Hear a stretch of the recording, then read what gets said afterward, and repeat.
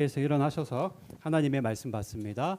오늘 우리에게 주신 하나님의 말씀입니다. 요한일서 3장 4절에서 6절까지의 말씀입니다. 죄를 짓는 자마다 불법을 행하나니 죄는 불법이라. 그가 우리 죄를 없애려고 나타나신 것을 너희가 아나니 그에게는 죄가 없느니라. 그 안에 거하는 자마다 범죄하지 아니하나니 범죄하는 자마다 그를 보지도 못하였고 그를 알지도 못하였느니라. 아멘. 네, 하나님의 말씀입니다. 자리에 앉겠습니다. 기도합시다. 하나님 감사합니다. 무더운 날씨지만 우리를 예배당에 또 하나님의 예배의 자리에 불러주심에 감사를 드립니다. 하나님 오늘도 주님 믿음으로 주님 앞에 예배드리기를 간절히 소망합니다. 그저 왔다 빈손으로 돌아가는 그런 영혼 없도록 주께서 은혜를 채워주시고 또 주님께 우리가 집중할 수 있는 그런 예배의 시간, 말씀의 시간, 기도의 시간 되게 하옵소서. 악한 것들 틈타지 못하도록 지켜 주시옵소서. 예수님의 이름으로 기도드립니다. 아멘. 예배를 드리는 자리에는 늘 보면은 영적인 공격이 있습니다. 평소에는 안 그런데 괜히 지나간 일이 생각나기도 하고 괜히 서운하게 했던 사람이 막 기억나기도 하고 그래요. 그래서 우리가 예배드리지 못하도록 예배는 드리죠. 그러나 구경꾼이 되도록 마귀는 항상 예배 자리에 이렇게 미혹하고 유혹합니다. 그러나 오늘 하나님이 천군천사로 우리 예배당을 보호하시고 여러분들을 지켜주고 계심을 믿으시기를 바랍니다. 자, 오늘 요한일서 3장 말씀인데요. 제목이 좀 이상하죠. 교질분 탐탐계음. 네, 제가 여러분 말씀 듣다 보면 이해가 가실 겁니다. 우리 사회에는 법이 있잖아요, 그죠? 법을 다 지켜야만 됩니다. 법 안 지키면 안 되죠. 법을 어기면 뭐예요? 불법입니다.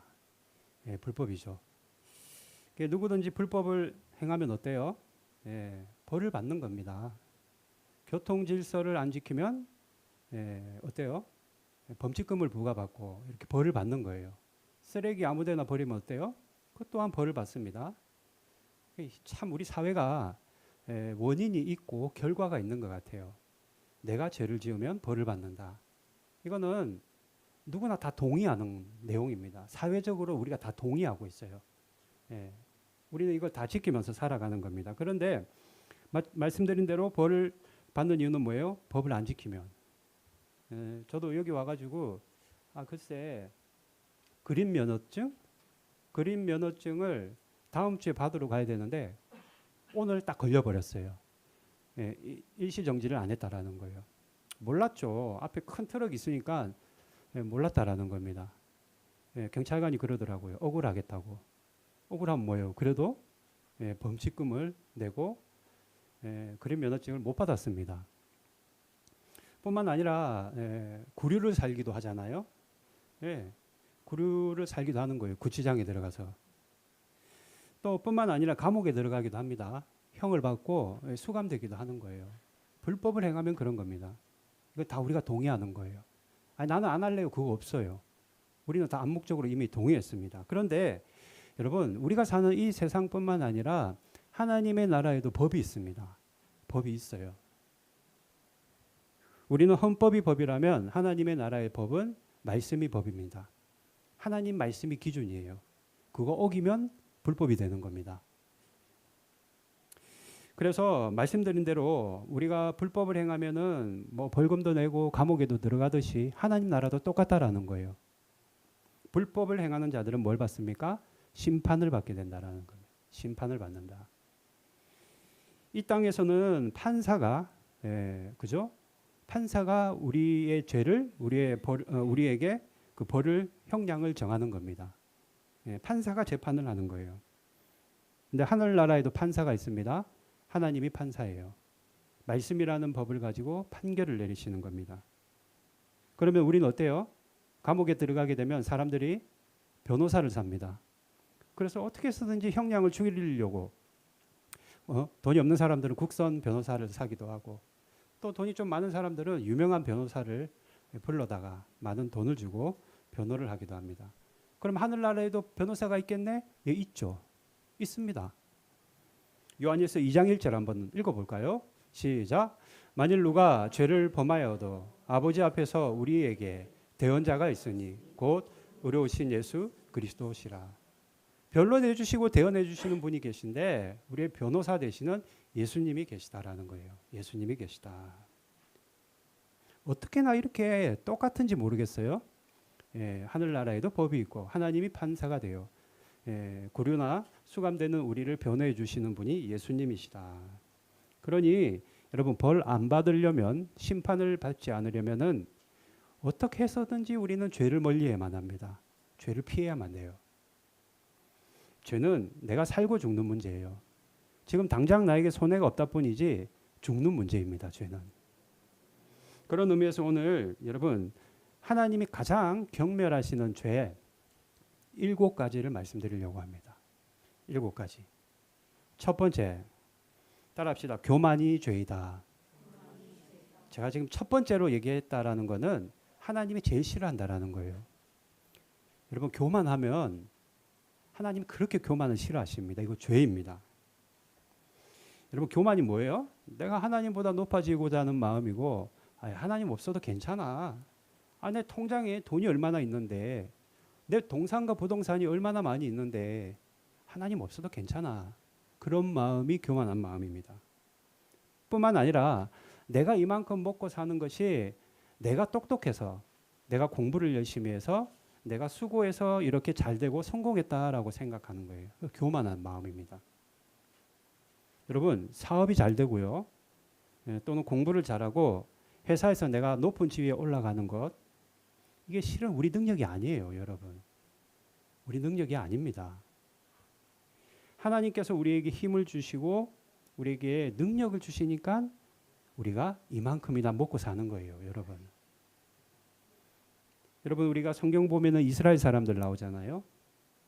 이스라엘 사람들이 하나님 앞에 은혜를 얼마나 많이 받았습니까? 저는 아직 이스라엘을 가보지 못했지만 하나님이 어떻게 이 사람들에게 이렇게 큰 복을 많이 주었는지 성경 보면 다 이스라엘 사람들 이야기잖아요. 그들의 역사지 않습니까? 그죠? 그런데 이스라엘 사람들이요. 하나님이 종살이에서 해방시켜 주시고 40년 광야 생활에서 신발이 헤어지지 않도록 먹이시고 입히셨는데 그래서 젖과 꿀이 흐른다는 그 가나안 땅, 지금의 저기 중동의 팔레스타인 땅 코앞에까지 이스라엘 사람들이 인도했는데 이제는 가나안이라는 그곳에 들어가기만 하면 되는데 여기까지 같이 온 모세가 가만히 이스라엘 사람들을 보니까 엄청 염려가 되는 겁니다. 지금도 저 사람들이 저렇게 하나님의 은혜를 잊어버리고 교만한데 가나안이라는 땅에 들어가서 그곳에서 편안하게 살아가면은 얼마나 교만하고 사람들이 얼마나 마음이 완악할까 걱정이 되는 거예요. 제가 지금 거짓말 드리는 게 아니에요. 성경이 말하고 있어요. 신명기 8장 13절 한번 읽어봅시다. 시작. 또 내 소와 양이 번성하며 내 은금이 증식되며 내 소유가 다 풍부하게 될 때에 14절 내 마음이 교만하며 내 하나님 여호와를 잊어버릴까 염려하노라. 지금 모세가 이스라엘 사람들을 보니까 교만할 것 같아요. 딱 조짐이 보이는 거예요. 그런데 만약에 가나안이라는 땅에 들어갔을 때 하나님이 복을 많이 주시면은 마음이 더 교만해서는 하나님을 잊어버릴 것 같다. 참 걱정되네, 염려되네. 어떡하나 노심초사하고 있는 겁니다. 무슨 말이에요? 우리가 그렇다라는 거예요. 제가 그렇습니다. 여러분은 아닌 것처럼 지금 앉아 있는데 저는 그래요. 저는 그렇습니다. 우리가 이만큼 건강한 것도요. 멀쩡한 사지를 가지고 걸어 다니는 것도 여러분 이거 얼마나 하나님의 은혜인지 모릅니다. 이게 다 하나님 은혜예요. 건강한 거요. 이만큼 건강한 게 여러분 하나님 은혜입니다. 그런데 이 은혜를 우리가 자꾸 잊어버려요. 이거 잊어버리면 어때요? 우리 자꾸 교만하게 되는 거예요. 그러면 교만하게 되는 겁니다. 하나님이 나에게 은혜를 주셔서 내가 이만큼 그래도 하루 세 끼 밥도 먹고 내가 가야 될 직장도 있고 내가 해야 될 일도 있고 우리가 섬겨야 될 교회도 있구나. 아이고 그나마 그래도 나는 사실 멀쩡하잖아. 건강하잖아. 이게 다 하나님의 은혜임에도 불구하고 이거 잊어버리면 뭐 내가 내 힘으로 살아가는 거지. 나는 손바닥만 보고 살아갈 거야. 팔자대로 살아간다라는 거예요. 내가 열심히 해서 내가 이만큼 했지. 내가 공부를 열심히 했으니까 좋은 성적을 받았지. 그러니까 내가 사람들에게 인정받지라고 교만하게 된다라는 겁니다. 그럼 하나님 필요 없죠. 왜 하나님 필요합니까? 내가 다 하는 건데. 사울이란 왕이 은혜를 잊어버리니까 굉장히 교만했습니다. 그런데 제가 그 성경을 보다가 깜짝 놀랐어요. 자, 어떤 말씀이 있느냐? 사무엘상 15장 12절 한번 읽어봅시다. 시작. 사울이 갈말에 이르러 자기를 위하여 기념비를 세우고.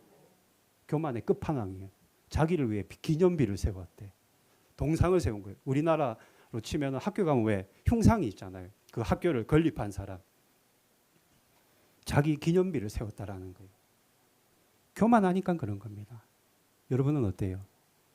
이게 아주 심각한 죄인데 우리가 은연중에 나도 모르게 우쭐하고 그냥 교만해서는 내가 잘나서 여기까지 온 것 마냥 내가 똑똑해서 이만큼 이루고 사는 마냥 착각하고 하나님의 영광을 가리며 살아갈 때가 얼마나 많은지 몰라요. 저는 그래요. 저는. 기억하십시오. 교만은 하나님이 가장 싫어하는 죄 중에 하나입니다. 두 번째, 따라합시다. 질투는 죄이다. 질투가 죄입니다. 저도 몰랐어요. 공부하다가 알았어요. 이번에 설교 준비하다 알았습니다. 이런 말이 있더라고요. 시편 73편 2절 3절 한번 읽어봅시다. 시작. 나는 거의 넘어질 뻔하였고 나의 걸음이 미끄러질 뻔하였으니 이는 내가 악인의 형통함을 보고 오만한 자를 질투하였음이라. 질투가 뭐예요, 여러분? 다른 사람 잘 되는 걸 못 봐. 그 사람이 잘 되면 나도 잘 돼야 돼. 다른 사람이 가지면은 나도 가져야 되는 거예요. 부러워 죽겠는 겁니다. 부러운 거는 그렇다 치더라도 그걸 빼앗고 싶은 거예요. 그 질투하는 마음이에요. 질투. 그러면 우리가 저도 그랬지만 질투하는 것도 죄인가? 라고 생각할 수 있는데 죄입니다. 왜 죄냐? 여러분 질투하는 그 마음에는요 파괴적인 생각이 있어요. 그게 무슨 말이냐면 자 퀴즈. 인류 최초의 살인 사건이 무엇일까요? 예? 그렇죠. 아 수준 있습니다. 우리 지미라 집사님. 인류 최초의 살인 사건이 뭐예요? 가인과 아벨입니다. 가인과 아벨 사건이에요. 하나님이 형님인 가인이 드리는 제사는 받지 않고 동생이 드렸던 제사만 아벨의 제사만 받았다라는 거예요. 그러니까 어때요? 형이 동생을 엄청나게 질투했습니다. 그래서 어때요? 아벨을 죽여버렸어요. 인류 최초의 살인 사건입니다. 뿐만 아니라 예수님이 십자가에 달리기 전에 예수님을 질투하는 사람들이 있었어요. 예수님이 가는 곳마다 사람들이 몰려들고 예수님이 가는 데마다 막 사람들이 구름대 같이 몰려다니니까 인기를 얻으니까 야 뭐야 저거? 저 무슨 일이지? 저 사람 누구야? 아니 우리 쪽에 있던 사람들 다 가져가네? 바리새인들이 예수를 질투했습니다. 결국에는 그 질투 때문에 물론 하나님의 역사이지만 그 질투 때문에 예수님을 공회에다 고발하게 돼요. 그래서 십자가에 달리게 하십니다. 가인이 질투 때문에 아벨을 죽이고 바리새인의 질투 때문에 예수님이 십자가에 달렸듯이 이 질투하는 마음에는요 사람을 죽이는 파괴성이 있습니다. 제가요 여러분 제 쌍둥이인 거 아시잖아요. 어릴 때 얼마나 형이랑 질투하며 싸웠는지 몰라요. 우리 어머니가 꼭 옷을 사와도 빨간 거 파란 거 이런 식으로 사와요. 그러면 남자는 빨간 게 아니야. 그 여자들이 입는 옷이야. 그럼 파란 거를 입으려고 그렇게 싸우는 거예요.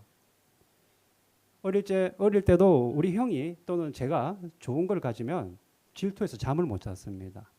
그걸 내가 가져야 돼요. 묘한 그런 경쟁 의식이 있었고 질투하면 많이 싸웠습니다. 그래서 형이랑. 질투는요 파괴성이 있어요. 파괴성이 있어요. 그래서 죄입니다. 가인이 질투할 때 아벨을 죽였듯이 바리새인이 예수님을 질투할 때 예수님을 고발했듯이 우리가 누군가를 질투하면은요 반드시 파괴적인 언행이 나오게 되어 있어요. 그럼 어떻게 하느냐? 질투가 올라오는 걸 어떻게 하냐? 하나님 우리를 이렇게 만드셨는데 어떻게 하느냐? 대부분은요, 질투가 찾아올 때는 여러분 이렇게 생각해야 됩니다. 아, 내가 감사를 잊어버렸구나. 감사 잊어버리면 질투하게 돼요. 내 인생에 감사를 잊어버릴 때 질투가 확 찾아오는 겁니다. 그러므로 질투를 이기기 위해서는요, 그냥 앉으나 서나 무조건적으로 감사하면 돼요. 감사하면은요, 질투하지 않습니다. 내가 가진 거에 감사할 수 있기 때문이에요. 내가 저걸 가지지 않더라도 지금 내가 가진 것에 감사하면은 질투를 이기게 됩니다. 여러분 꼭 기억하십시오. 첫 번째 죄악, 교만이 죄라면 질투도 죄입니다. 왜 그래요? 질투라는 마음 안에는 사람을 파괴하는 파괴성이 있기 때문이에요. 세 번째, 분노는 죄입니다. 여러분 따라합시다. 분노가 죄이다. 야고보서 1장 20절 읽어봅시다. 시작. 사람이 성내는 것이 하나님의 의를 이루지 못합니다. 여러분 모르겠어요. 오늘 아침에 왁 하고 그냥 아주 그냥 분을 내고 오신 분이 있는지도 모르겠습니다. 화 많이 내는 분들 있잖아요. 화내는 분들, 분노하는 분들, 다른 말 막 혈기를 부리는 분들. 그러면요 반드시 그 상대방에게 누군가가 그 대상에게 화를 내면 반드시 화낸 걸로 인해 상처를 주게 됩니다, 여러분. 이거는 백발백중이에요. 전 늘 경험해요, 이거를. 가령 이런 거예요. 어떤 마을에 소년이 있었어요. 근데 이 소년이 아주 막 다혈질인 거예요. 뭐 조금만 일이 있으면 그냥 부르르 막 그냥 화를 내고 혈기를 부리고 막 분노하는 소년이 있었어요. 그러니까 아버지가 보다 안 되니까 이 소년에게 주머니에다 못을 이만큼 한가득 줬다라는 거예요. 못을. 그리고 참 이게 아버지가 지혜로웠던 것 같아요. 야, 너 화날 때마다 뒷마당에 나무 울타리에다 못을 하나씩 박어. 그렇게 해서라도 해소하라고 한 것 같아요.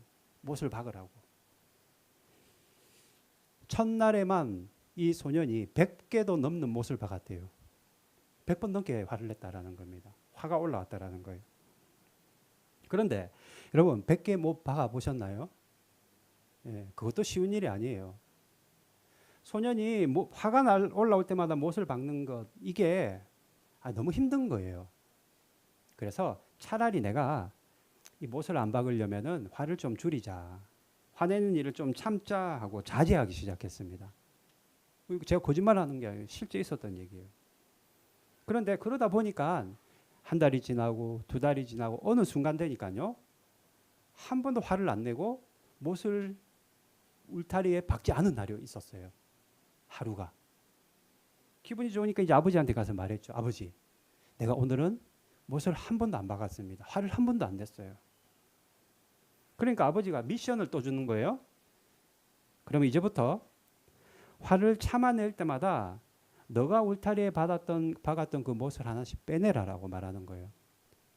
화나면 못을 박으라더니 이제는 빼내라고 말하는 겁니다. 그리고 시간이 흘러서 이 소년이요. 집 울타리에 있는 못을 다 빼냈습니다. 이제 뺄 게 없었어요. 그래서 아버지한테 갔죠. 아버지가 이렇게 얘기합니다. 아들에게. 야, 참 잘했구나. 만약에 저라면 참 용준아 참 너가 기특하구나. 네, 잘했구나. 내 말을 잘 들었구나. 하지만 저 울타리를 보면 어떠니?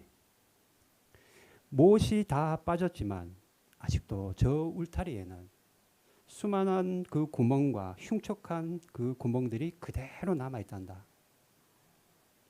너가 무심코 분노를 터뜨리며 했던 그 말과 후벼 파는 그 말과 언행이 다른 사람의 마음에 이하고 똑같이 흉측한 구멍을 남긴단다.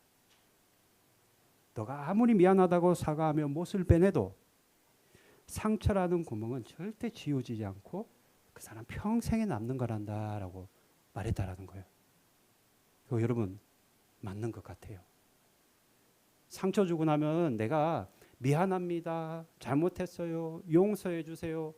화해를 한다 할지라도 그 받은 사람 마음에는 그 자국이 남아 있는 거예요. 자국이 남아 있는 거예요. 분노하면 상처를 주게 되고 그 상처는 그 사람 마음에 그대로 남아있게 되는 겁니다. 여기 아마 여러분들 중에 이 모양 저 모양으로 가족들에게, 친구들에게, 주변 사람들에게 상처받아서 상처가 아직 못을 뽑았다 할지라도 그 상처가 남아있는 분들이 있을 수도 있는지 모르겠습니다. 분노는 상처를 주게 되는 거예요. 그래서 죄입니다. 또한 분노는요, 상대방에게만 상처를 줄 뿐만 아니라 나에게도 상처를 주는데 분노하면 건강이 완전히 무너지는 거예요. 화내면요, 건강 완전 무너집니다, 여러분. 기억하십시오. 분노하는 거, 화내는 거 이거 죄입니다. 하나님 앞에 큰 죄예요. 화내지 마십시오, 여러분. 분노하면 상처 주게 되고 그래서 하나님의 의를 이루지 못합니다. 하나님이 볼 때 야, 참 너 우리말로 너 참 착하구나. 이 표현을 하나님은 너 참 의롭구나라고 말씀하시는데 의롭다고 인정하지 않게 돼요. 우리를 화를 내면은 하나님의 의를 이루지 못함이라. 네 번째, 따라합시다. 탐심이 죄이다. 골로새서 3장 5절. 탐심은 우상 숭배니라. 자, 퀴즈. 돈이 좋은 겁니까? 나쁜 겁니까? 돈. 옷간에 돈. 예? 좋아요? 나빠요? 좋은 거죠.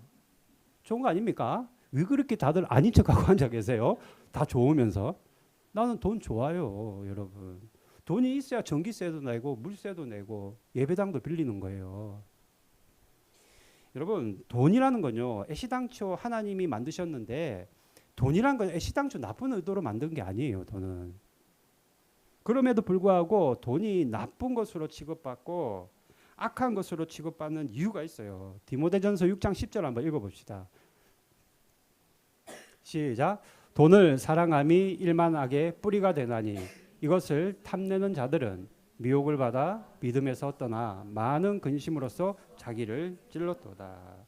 돈 자체는 나쁜 게 아니에요, 여러분. 돈이 있어야지 이 세상 질서가 유지된다고요. 그런데 우리 인간이 그 돈을 탐심, 즉 사랑하니까 돈이 악한 것이 되는 겁니다. 탐심하는 마음 가지면 돈을 섬기게 돼요. 그래서 탐심은 우상 숭배니라라고 우리가 읽은 겁니다. 돈 자체는 나쁜 게 아니라고요. 하나님이 돈을 만드셨는데 그 자체는 나쁜 게 아니에요. 그런데 우리가 그걸 우상 숭배처럼 섬기고 탐심하고 사랑하니까 돈이 악한 것이 되는 겁니다. 그러면 어떻게? 돈 좋은데 어떻게? 견물생심, 보기만 해도 좋은 걸 어떻게? 히브리서 13장 5절 해결책을 이렇게 말합니다. 13장 5절 없나요? 네, 제가 읽어보겠습니다.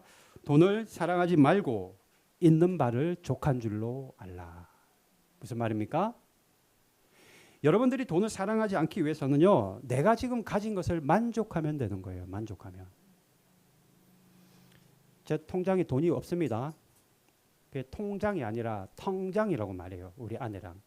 텅텅 비었어요. 그런데 만족해요. 왜요? 이제까지 단 한 번도 제가 필요한 것을 일본에 와서요, 필요한 것을 구입하지 못하거나 단 한 번도 하루 세 끼 중에 밥을 굶어 본 적이 없습니다. 그저 내가 가진 것에 만족할 때 우리는 이 탐심, 돈을 사랑하는 이 마음을 우리가 내려놓을 수 있는 겁니다.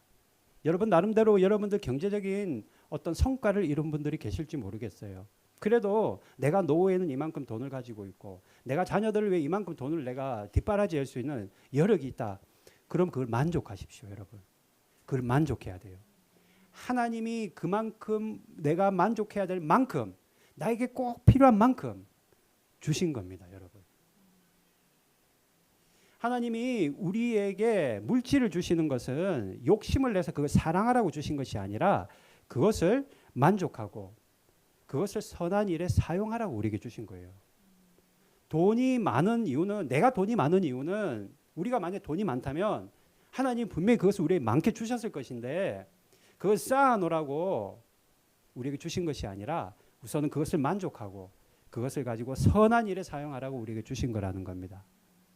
그런데 탐심은 쌓아놓는 마음이에요. 그래서 우상 숭배가 되는 겁니다. 차라리 저는 그 예전에 삼성의 김병철 회장님인가요? 저희 예? 이병철 회장님인가요? 그렇죠. 이건희 회장이니까요. 저희 아버님 했던 말이 기억나요. 이병철 회장인데 돈병철이라고 하더라고요. 근데 그분 갈 때 돌아가실 때 돈 하나도 안 가져갔어요. 돈 하나도 안 가져갔어요. 만약에 우리가 죽을 때 돈을 조금이라도 가져갈 수 있다면 단돈 1,000원이라도 가져갈 수 있다면 모아야죠. 쌓아야죠. 그렇다고 제가 허랑방탕하게 낭비하라는 것이 아닙니다. 그 돈을 탐심하는 마음, 그 사랑하는 마음, 그것이 내 인생의 목적이 된다면 그건 꼭 죄입니다. 절대 구원받을 수 없어요. 그게 우상 숭배이기 때문이에요. 탐심은 우상 숭배니라 돈을 사랑하는 마음이 우상 숭배예요. 하나님이 여러분 우상 숭배를 얼마나 경멸하십니까? 십계명에도 우상 숭배에 대한 경고의 말씀이 있지 않나요? 따라서 탐심은 여러분 죄입니다. 내 안에 한번 여러분들 마음 안에 한번 가만히 보십시오. 나의 그런 마음이 없는지, 탐심하는 마음, 막 욕심을 부리는 마음이 없는지 기억하십시오. 탐심은 죄이다.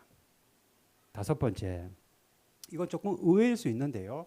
탐식이 죄입니다. 따라합시다. 탐식이 죄이다.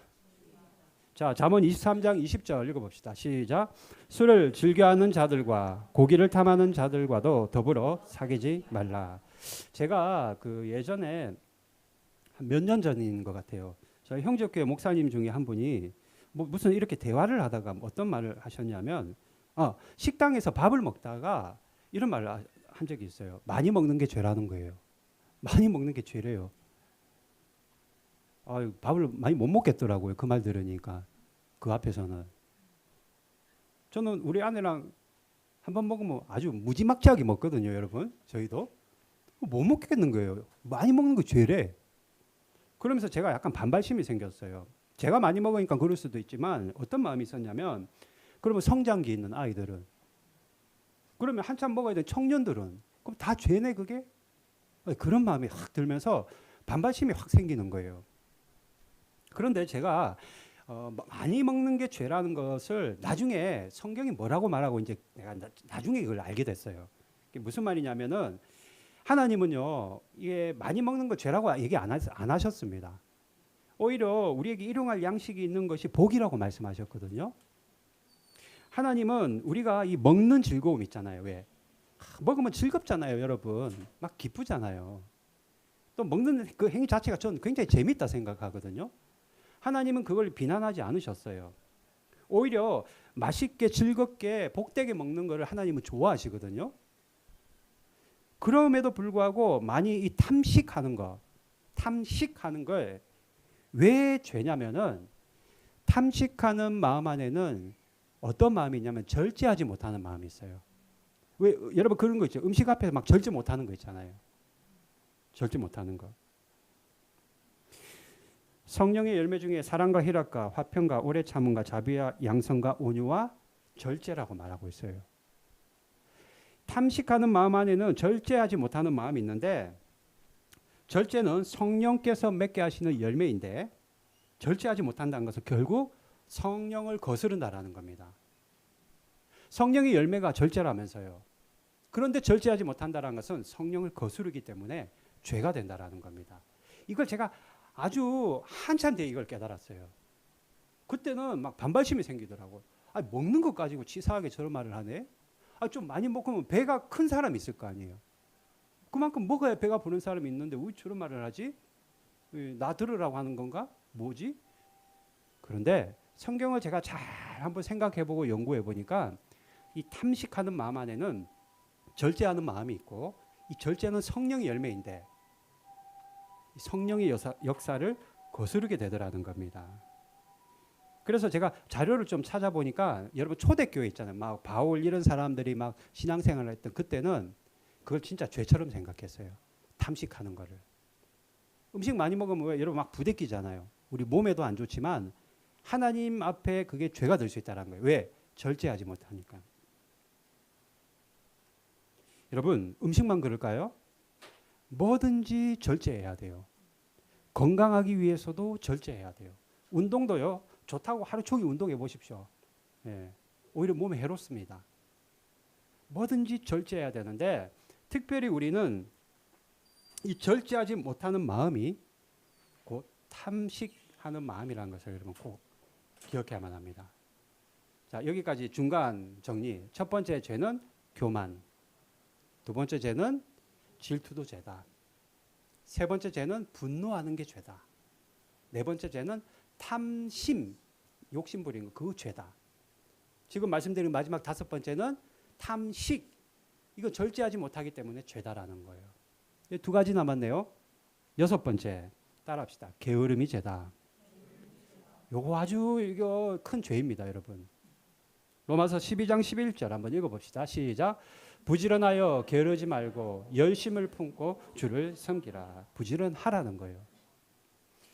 여러분, 게으름이요 죄입니다. 어떤 사람은요, 근데 제가 이런 말하면 어떤 사람들은 게으른 거하고 쉬는 거하고 구별을 못하는 사람이 있어요. 나는 쉬는 거래. 누가 봐도 게으른데. 그런 게 있잖아요. 왜? 게으름과 쉼을 구별을 못하는 겁니다. 성경에서는요, 쉬는 것 자체는 죄라고 하지 않아요. 그죠? 하나님도 천지를 창조하시고 안식일에 쉼을 가지셨어요. 예수님도 제자들에게 야, 너희들 저쪽 한적한 곳에 가서 좀 쉬어라 라고 복음서에 기록되어 있습니다. 쉬라고 하셨어요. 쉬는 것은 죄가 아닌데 중요한 것은 게으른 건 죄가 됩니다, 여러분. 왜 게으른 것이 죄가 되냐? 게으름이라는 것은 내가 책임을 외면하려는 마음이 있기 때문에요. 내가 해야 될 거를 외면하는 마음, 내 책임을 외면하는 마음이 바로 게으름이기 때문입니다. 성경에 그 게으른 거에 대한 비유가 있어요. 여러분 달란트 비유 아시죠? 주인이 저기 어디 멀리 출타하면서 종들에게 누구는 뭐 5달란트, 누구는 3달란트, 어떤 사람은 1달란트를 주고 요즘으로 따지면은 이거 잘 굴려봐 한번. 예? 급전을 잘 굴려서 요리 굴리고 저리 굴리고 요리 굴리고 저리 굴려서 돈을 한번 만들어봐. 주고 간 거예요. 그러니까 5달란트, 3달란트 받은 종은 뭐 친구한테 뭐 빌려주고 이자를 받았든지 뭘 해서든지 은행에다 뭐 적금을 해서 받았든지 간에 돈을 굴려서 키웠어, 돈을. 그런데 한 사람이 1달란트를 받은 사람이 이거를 가만히 돈을 들고 있다가 에이 그냥 땅에 묻어놓자. 주인 오면 그냥 1달란트 받은 대로 그대로 주지 뭐. 땅에 묻어놨습니다. 그리고 주인이 왔을 때 뭐라고 해요?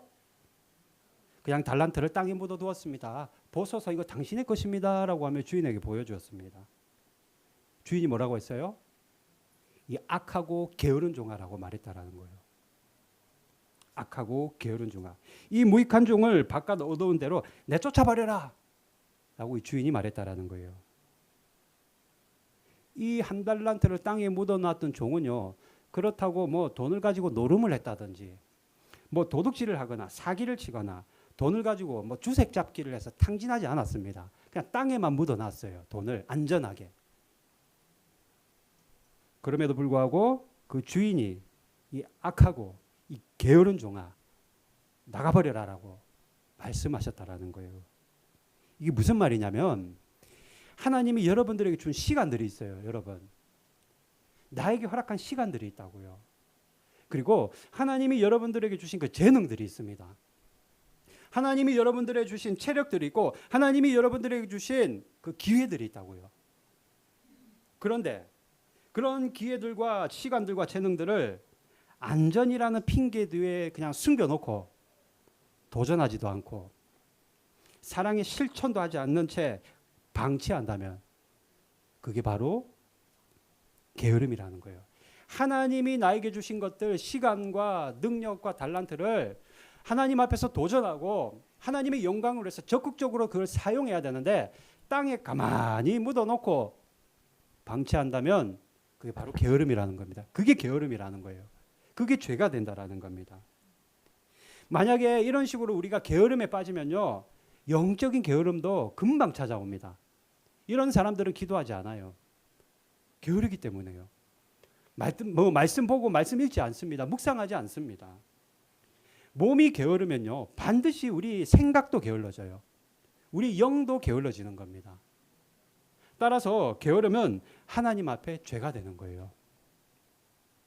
게으른 그 마음도 죄가 되지만 그 게으른 행동, 잠언인가요? 게으름에 대해서 경고하고 있듯이 이 행동 자체도 죄가 된다라는 거예요.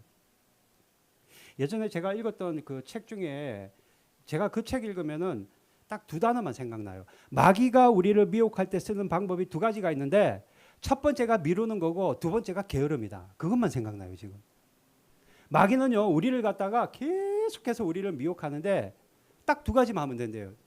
미루는 거, 게으른 거. 여러분, 우리 그런 거 있잖아요. 아, 지금 해야 돼. 해야 될 게 눈앞에 있으면 더 하기 싫어, 이상하게. 마귀가 그런 걸 이용한다라는 거예요. 자꾸 미루게 하게 된다. 미루면 어때요? 더 스트레스 받아요. 해버려야지. 여러분, 게으름이라는 것이 여러분 우리 육체적인 게으름뿐만 아니라 이 육체적인 게으름은 반드시 우리의 영적인 게으름을 가져다 주는데 게으름이 죄라는 것 꼭 기억하시기를 바랍니다. 마지막 7번째 따라합시다. 음란이 죄이다. 고린도전서 6장 18절 한번 읽어봅시다. 시작. 음행을 피하라. 사람이 범하는 죄마다 몸 밖에 있거니와 음행하는 자는 자기 몸에 죄를 범하느니. 음행을 하는 사람은 자기 몸에다가 죄를 범하는 거래요. 자기 몸에다가. 여러분, 이 음란이 죄입니다. 그 성경에 음란을 갖다가 피한 사람이 있어요. 대표적인 사람이 요셉입니다. 그 유대인의 전승에 보면은 이 요셉이요 엄청난 미남이었대요. 그냥 엄청난 미남이었대요. 보디발의 아내가 이 요셉을 미혹했잖아요. 그러니까 이 보디발의 아내가 동네 아주머니들하고 개모임을 했다라는 거예요. 개모임을 했는데 냉장고에서 사과를 하나 꺼내서 사과를 이렇게 깎고 있었대요. 근데 그 순간 요셉이 문을 열고 들어오는 순간 사과를 깎던 그 연이 손가락을 깎아버렸대요. 너무 놀라서. 너무나도 잘생긴 사람이 들어오니까. 믿거나 말거나 하지만 어쨌든 간에 그 정도로 미남이었대요. 뭐 얼마나 미남이었겠어요. 그러니 보디발의 아내가 남편이 전쟁터에 가 있는 사이에 어때요? 요셉을 골방에 불러다가 계속 유혹하는 겁니다. 보디발이 계속해서 유혹해요. 음란의 영으로서 계속 유혹하는 겁니다. 왜냐? 두 사람만 있거든요. 그 방에는 딱 둘이만 있거든요. 아무도 없거든요. 그런데 이때 요셉의 행동이 참 저는 본받을 거라고 생각이 돼요. 뭐 거기다 대고 그 여자랑 막 논쟁하거나 아, 왜 이러세요 아주머니 하고 막 따지거나 싸우거나 그러지 않았어요. 창세기 39장 12절 한번 읽어볼까요? 요셉이 어떻게 했느냐? 그 여인이 그의 옷을 잡고 이르되 나와 동침하자. 그러나 요셉이 자기의 옷을 그 여인의 손에 버려두고 밖으로 나가매. 무슨 말이에요? 옷을 잡고 이 여자가 옷을 잡고 입으시오 하니까 이걸 벗어 던져놓고 맨몸으로 뛰쳐나갔다는 거예요. 여러분 뭔지 알겠죠? 메리아스 끊어집니다. 놓으세요 하면서 그냥 벗고 나갔다라는 겁니다. 여러분 무슨 말인지 알겠죠? 그 자리 도망쳤다라는 거예요. 그 음란의 자리에서 여러분 요셉이 한참 나이였는데 17, 18, 19이었는데 왜 그런 마음이 안 들었겠습니까? 오히려 보디발의 아내에게 한번 동침해주고 잘 보인다면 좋은 음식 먹고 좋은 잠자리에서 종으로서 아주 큰 대우를 받으며 살 수도 있었음에도 불구하고 뛰쳐나가 버린 겁니다. 왜요? 이게 죄인 걸 알기 때문입니다. 무슨 말이에요? 성경은 여러분 분노도 그렇고 탐심도 그렇고 탐식도 그렇고 죄에 대해서는 다스려야 된다 또는 대적해야 된다라고 증언하지만 이 음란에 대해서만큼은 피하라고 말하고 있다는 거예요. 피하라. 이 음란의 유혹 앞에서는 어떻게 해야 되냐면 여러분 그런 사람이 있거나 그런 장소가 있다면 물리적인 거리를 딱 둬야 돼요. 그러면은 물리적 거리를 둬야 됩니다. 이 음란은 자기 몸에 죄를 범하는 것이다. 이 사도 바울의 말처럼 음란이 있고 유혹이 있을 때는 그 자리를 도망쳐서라도 말씀드린 대로 메리아스 끈이 끊어지더라도 뿌리치고 나가야 되는 거예요. 여러분